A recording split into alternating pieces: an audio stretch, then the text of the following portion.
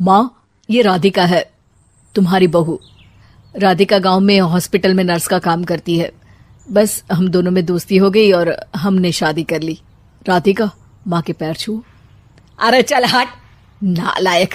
अरे मैंने क्या क्या सपने देखे थे कि तेरी शादी किसी अमीर घर में करूंगी और दहेज में लाखों रुपए लूंगी, और तू गांव की इस मामूली लड़की को मेरी बहू बनाकर ले आया।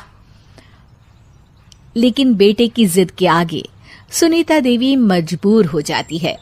राधिका सुनीता देवी को फूटी आंख भी नहीं भाती थी।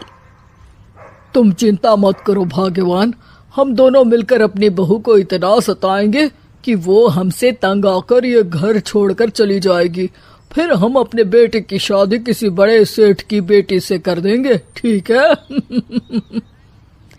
अगले दिन सुनीता देवी अपने बेटे का कमरा साफ कर रही होती है। तभी बहू के सामान में उसे एक बड़ी बड़ी मूंछों वाले आदमी की तस्वीर दिखाई देती है और उसके कंधे पर एक बड़ी सी बंदूक टंगी होती है। तस्वीर के नीचे लिखा होता है डाकू मंगल सिंह। ये किसकी तस्वीर है बहू? ये मेरे पिताजी की तस्वीर है। बस फिर क्या था। ये सुनते ही सुनीता देवी के हाथ पैर कांपने लगते हैं। वो भागती हुई सीधा अपने पति के कमरे में जाती है। अरे गजब हो गया जी, गजब। अरे क्या हो गया भाग्यवान?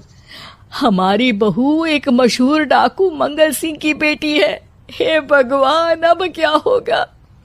क्या कहा? डाकू मंगल सिंह? अरे मर गए रे। सुना है वो तो बड़ा ही खतरनाक डाकू है, मारता ज्यादा है गिनता कम है।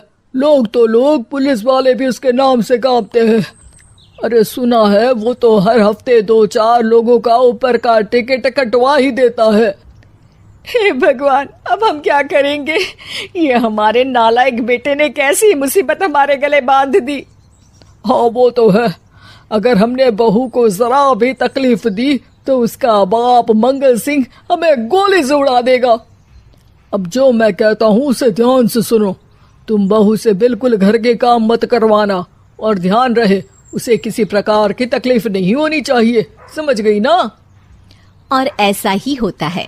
अगले दिन सुनीता देवी रसोई में खाना बना रही होती है कि तभी, ये क्या माँ जी, मेरे रहते आप खाना बना रही हैं?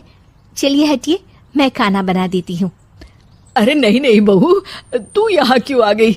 जा, तू अपने कमरे में जाकर आराम कर, मैं खाना बना लूंगी।